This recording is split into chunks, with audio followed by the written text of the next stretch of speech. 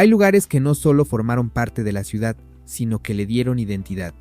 En los años 70, la Ciudad de México era un mosaico de modernidad, costumbre y sueños que se sentían en cada rincón. Por eso, en este video, vas a descubrir 18 sitios que definieron esa década. Algunos siguen en pie, otros se borraron del mapa, pero más de uno te va a sorprender, ya sea porque no sabías que existió o porque no puedes creer en lo que se convirtió. ¿Estás listo? Entonces comencemos. El Cine Regis fue más que una sala de proyecciones. Fue un referente cultural para la capital en los años 70. Ubicado en el corazón del centro histórico, este cine monumental era el lugar ideal para vivir el auge del cine mexicano y los estrenos internacionales. Su arquitectura imponente y sus butacas de terciopelo rojo ofrecían una experiencia cinematográfica que mezclaba glamour y tradición. Ver ahí una película del Santo o algún clásico de Hollywood era casi un ritual urbano. Con el tiempo, el Regis se convirtió en un ícono del entretenimiento, al grado de ser mencionado con nostalgia por generaciones que lo vieron desaparecer tras el terremoto del 85. ¿Llegaste a vivir la magia de este cine o solo lo conoces por las historias que te contaron en casa? Cuéntame en los comentarios. ¿Crees que este lugar merece ser recordado como un verdadero ícono de la nostalgia chilanga? Si hablamos de cultura popular en los años 70, el Teatro Blanquita no puede faltar. Este recinto era el epicentro del entretenimiento de revista, presentaciones musicales, comedia y espectáculos en vivo que reflejaban el espíritu del México urbano. Ahí se subieron al escenario leyendas como Tintán, Tongolele, Carmen Salinas y Vicente Fernández en shows que mezclaban humor, música y picardía. El Blanquita era un lugar donde lo tradicional y lo callejero se abrazaban sin complejos. Para muchos capitalinos, asistir al Blanquita era parte de su vida cotidiana, especialmente para quienes vivían en el centro. Las funciones eran accesibles y variadas, atrayendo a todo tipo de público.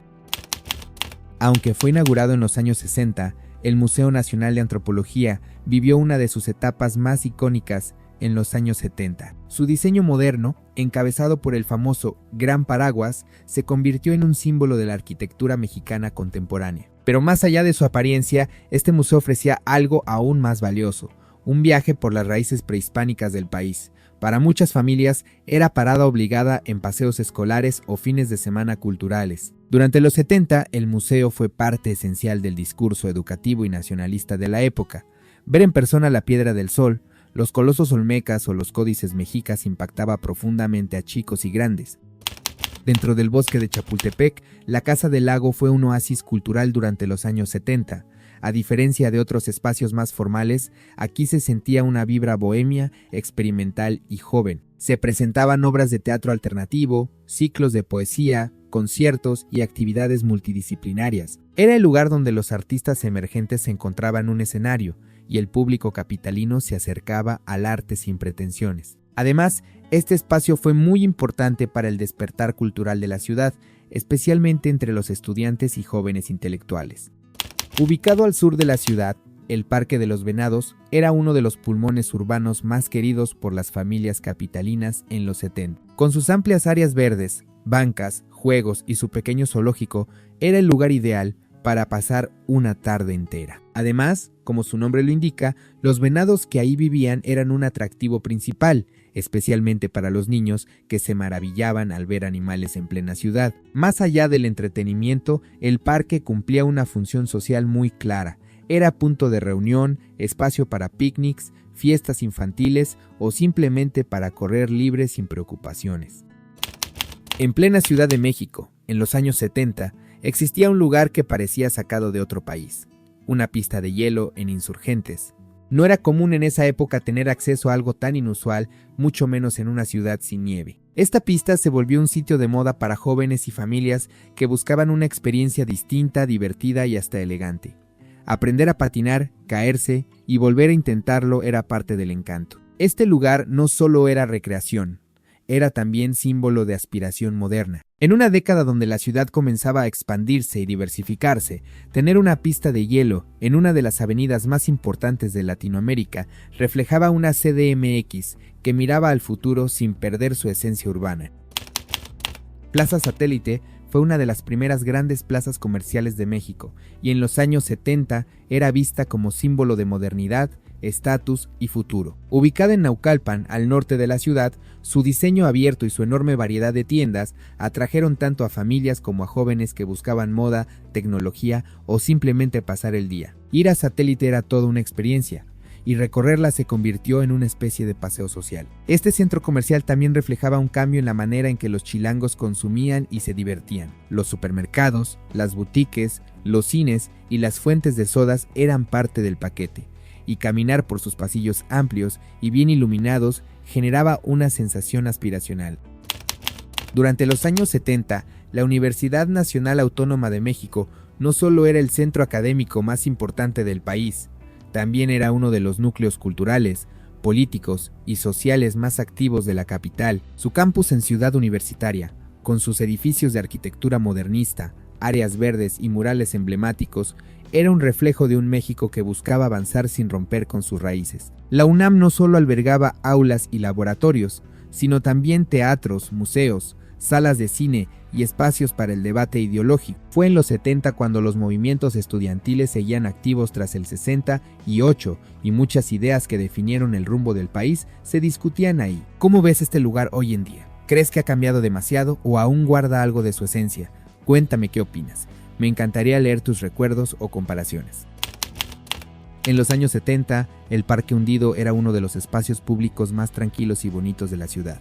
Su nombre real es Parque Luis G. Urbina, pero todo mundo lo conocía por su peculiar diseño, una especie de cráter verde rodeado de árboles, bancas y senderos. La gente bajaba las escalinatas para leer, pasear al perro o simplemente respirar aire fresco. Su enorme reloj floral, uno de los más famosos de la ciudad, era punto de encuentro, fondo de muchas fotos familiares y símbolo de un espacio cuidado. Lo que hacía especial al Parque Hundido era su equilibrio entre calma y cultura. Durante esa década aún se podía escuchar poesía grabada en altavoces escondidos entre arbustos o asistir a pequeños espectáculos al aire libre.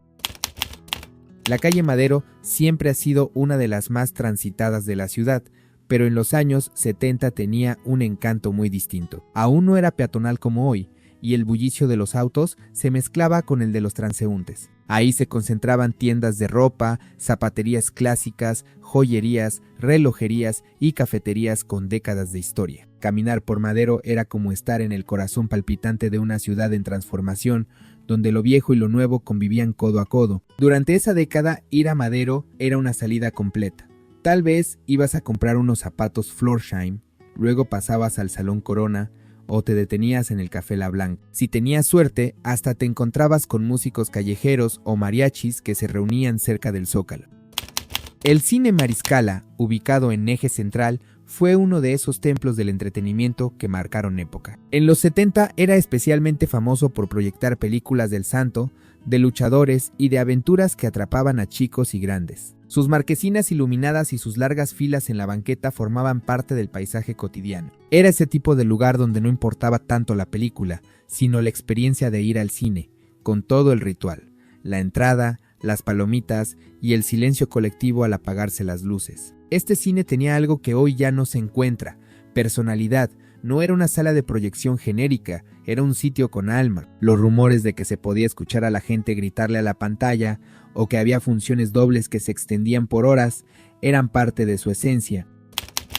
En los años 70, Tlatelolco seguía siendo uno de los símbolos más ambiciosos del urbanismo mexicano moderno. A pesar de la tragedia del 68, su unidad habitacional aún representaba el sueño de una ciudad organizada, vertical y funcional. Con sus torres habitacionales, jardines, escuelas y zonas comerciales integradas, era una propuesta de vida distinta, pensada para una clase media emergente. Vivir en Tlatelolco era estar en el centro de un experimento social que combinaba diseño, comunidad y modernidad. Además, su historia prehispánica y colonial le daban una dimensión aún más profunda. A unos pasos de los edificios residenciales, las ruinas méxicas recordaban que ese espacio siempre había sido clave en la historia de México. Imposible ignorar el imponente monumento a la Revolución en cualquier etapa de la historia de la Ciudad de México, y en los 70 no era la excepción. Este lugar era tanto un ícono visual como un punto de encuentro social y político. Su explanada era escenario de mítines, concentraciones, juegos y celebración. A su alrededor, la ciudad bullía con oficinas, cafeterías y la actividad constante de Paseo de la Reforma. Lo que muchos recuerdan de los años 70 es cómo el monumento, no solo era algo que se admiraba, sino que se vivía. Las familias subían al mirador, los niños corrían entre las fuentes y los fotógrafos ambulantes ofrecían sus servicios para capturar el momento. Antes de ser el recinto moderno que hoy conocemos, el Auditorio Nacional ya tenía su propio prestigio en los años 70. Su fachada era distinta, más sobria, pero su escenario ya albergaba eventos musicales, funciones de ballet, conciertos de orquestas y presentaciones escolares. Era uno de los pocos espacios grandes dedicados a las artes en una ciudad que todavía no contaba con tantos foros culturales modernos. Muchos chilangos recuerdan haber asistido por primera vez a un concierto de música clásica o a una función de danza folclórica en este auditorio. Aunque no tenía la tecnología escénica actual, lo compensaba con una acústica aceptable y una atmósfera que imponía. Después de los Juegos Olímpicos de 1968, tanto el Estadio Olímpico como la Villa Olímpica continuaron siendo espacios importantes en la vida urbana de los 70. El estadio, ubicado en Ciudad Universitaria, seguía albergando partidos de fútbol, eventos culturales y desfiles escolares. Su diseño monumental y la icónica llama olímpica eran un recordatorio constante del evento que había puesto a México en los ojos del mundo. La Villa Olímpica, por su parte, fue transformándose en un conjunto habitacional con espíritu moderno. Para quienes vivieron ahí en los 70, significaba formar parte de una comunidad única, con acceso a áreas verdes, instalaciones deportivas y una ubicación estratégica al sur de la ciudad. Y dime algo, ¿crees que algún evento deportivo futuro en México podría lograr ese mismo impacto que se vivió en los 70? En los años 70, La Lagunilla era mucho más que un mercado. Era un universo.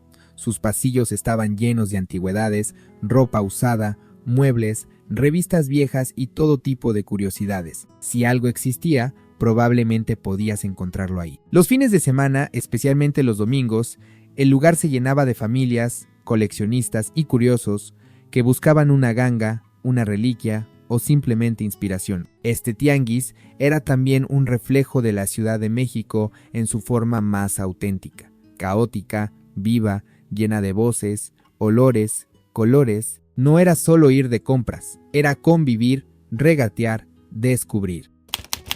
En los años 70, el Hotel María Isabel era sinónimo de lujo y modernidad. Ubicado sobre Paseo de la Reforma, era uno de los preferidos por artistas internacionales, empresarios y políticos que venían a la capital. Su diseño moderno, sus restaurantes y bares, y su cercanía con otros puntos clave lo convertían en un sitio de referencia para la vida elegante de la ciudad. Hospedarse ahí era símbolo de estatus. Incluso si no te quedabas en el hotel, muchos chilangos lo ubicaban perfectamente. Era común que se mencionara en la radio o la televisión como punto de encuentro o referencia para eventos importantes. En los 70, Reforma aún no tenía el perfil corporativo que hoy conocemos. Así que el María Isabel destacaba como un emblema de buen gusto y sofisticación. El Museo de Arte Moderno, ubicado en Chapultepec, fue en los años 70 un punto clave para entender el arte contemporáneo mexicano. Sus salas albergaban obras de grandes nombres como Rufino Tamayo, Leonora Carrington, Remedios Varo y muchos más. Visitarlo era sumergirse en un universo visual que rompía con las reglas tradicionales del arte y ofrecía nuevas formas de entender el mundo. El edificio, circular y rodeado de árboles, ya era en sí una obra de arte. En esa década, el museo no solo exhibía cuadros, también impulsaba conversaciones sobre el papel del arte en una sociedad cambiante. Había visitas guiadas, actividades para niños y exposiciones temporales que llegaban desde otros países. Hay épocas que no solo se viven, se sienten, y los años 70 en la Ciudad de México son justo eso. Una mezcla de recuerdos, olores, sonidos y lugares que nos acompañan aunque el paisaje haya cambiado. Porque aunque muchas de esas esquinas ya no sean lo que eran, siguen guardadas en la memoria colectiva como si el tiempo no hubiera pasado. Ahora dime, ¿cuál de estos lugares marcó tu vida en los 70? ¿Cuál extrañas más? Te leo en los comentarios. Y no olvides suscribirte para más contenido nostálgico sobre México. Nos vemos en el siguiente viaje al pasado.